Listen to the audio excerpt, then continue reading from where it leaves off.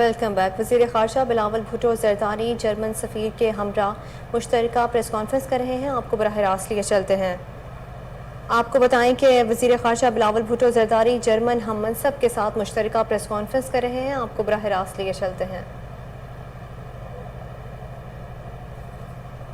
In Iran, people who have asked me to transmit and broadcast the voices of these brave people as someone who lives outside the country.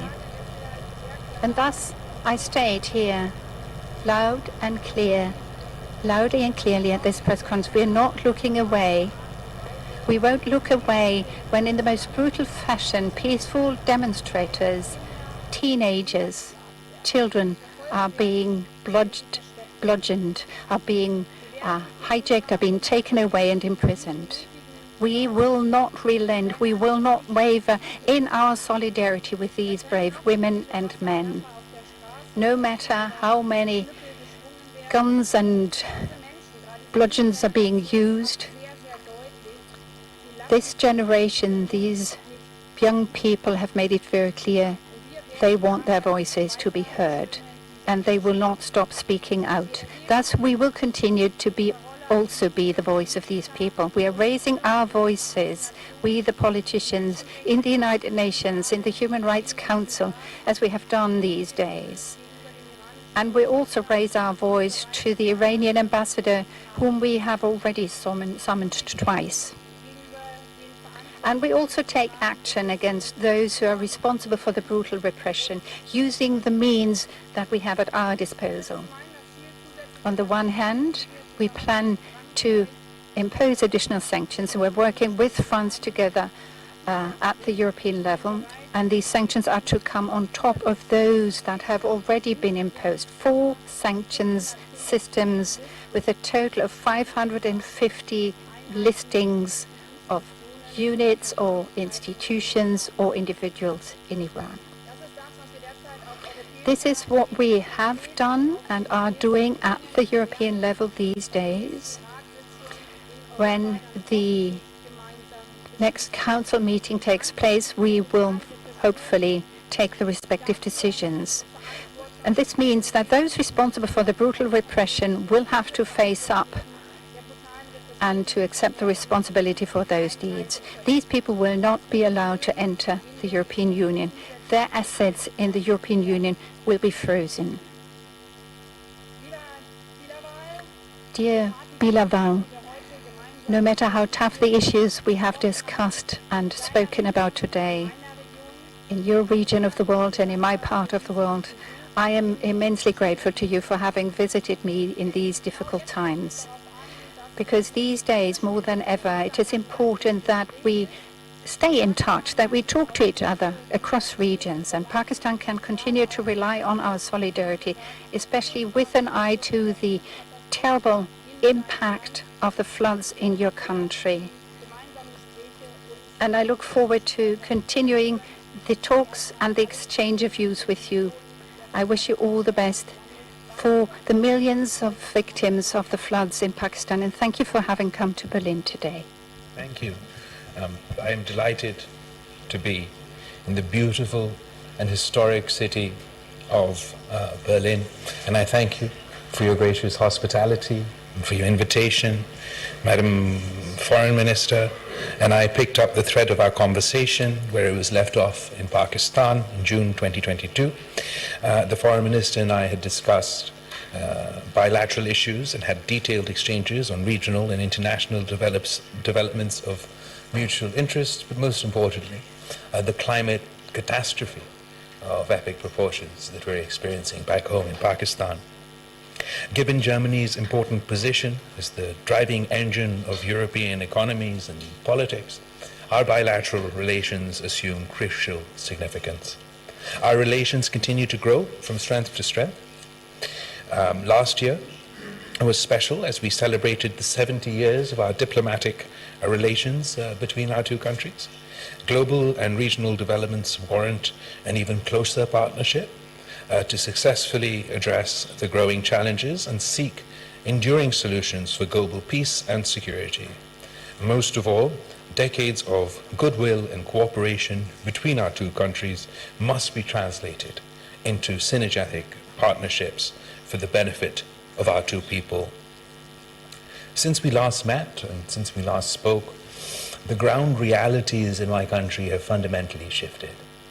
To communicate what we have been going through during this climate catastrophe is very difficult to put into words. The words monsoons, the words floods, pale in comparison to the devastation that we are experiencing. We had a weather event of biblical proportions. We've heard of the story of Noah's floods, where it rained for 40 days and 40 nights. Well, in Pakistan, our monster monsoon started in mid-June and continued and continued and continued until the end of August. And when the rains finally stopped, a 100-kilometer lake formed in the middle of my country, leaving one-third of the landmass of my country underwater, more than the entire landmass of Great Britain underwater. 1 in 7 people, 1 in 7 of my population, 33 million people affected, of which 16 million, as I mentioned, are children. 600,000 are pregnant women waiting to give birth under the open sky. 1,700 people have passed away so far, a third of which are children. The climate devastation has left more than 1 million houses destroyed, 4.3 million acres of standing crop underwater. The UN Health Organization, World Health Organization, has warned of a second catastrophe in the form of a health catastrophe with waterborne diseases spreading at epidemic proportions. We have concerns about food security following the flood damage, and then in addition to that, the economic consequences of this tragedy is already being felt and will continue to get worse if we're unable to address it. We're incredibly grateful to the German people, to the German government, to yourself for the support, the assistance that you've given so far, but Madam Foreign Minister, particularly given your leadership on the topic of climate change, I requested today your assistance and leadership on this issue, because I want to be able to get justice for my people. As the United Nations Secretary General said, it is not a question about charity, it's a question of justice. Pakistan produces less than 1% of the global carbon footprint, 0.8%. But we are amongst the 10 most climate-stressed countries on the planet. And that surely is unfair, that these 33 million people are currently paying in the form of their lives, in the form of their livelihoods, for the consequences of climate change that are a result of global action. And I hope that the solution of this global problem is also collective, is also global, because we too aspire to build back in a greener manner, in a more climate resilient manner, in a manner that has positive implications for our environment, that allows us to adapt, to mitigate, to transition for the challenging times to come. And your leadership and support would be very much appreciated during this phase. Frankly, Pakistan needs its own green revolution and green politics.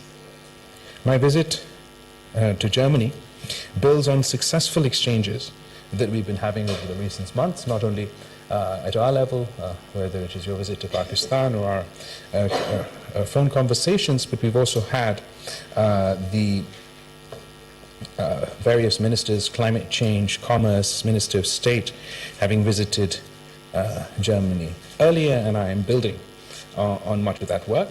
I am confident that the mutual desire to deepen our bilateral relations would prove to be a win-win for both our countries.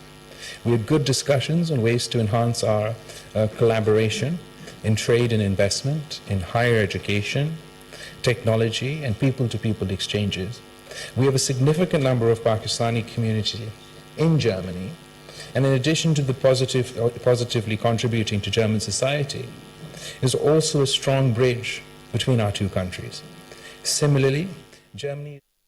वजीर खारजہ Balawal Bhutto Zardari German हम मंसब के साथ मुश्तरकः news conference कर रहे हैं। इस मौके पर जर्मनी वजीर खारजह का कहना था कि पाकिस्तान सैलाब से बहुत बुरी तरह मुतासर हुआ है। जर्मनी पाकिस्तान का अहम तरीन तिजारती शराकतदार है। उन्होंने कहा कि सैलाब मुतासरीन खसूस से बच्चे खुले आसमान तले ज़िंदगी गुजारने पर मजबूर हैं। जर्मनी की जानिब से सैलाब ज़दगान के लिए 1 करोड़ यूरो इमदाद देने का भी ऐलान किया गया।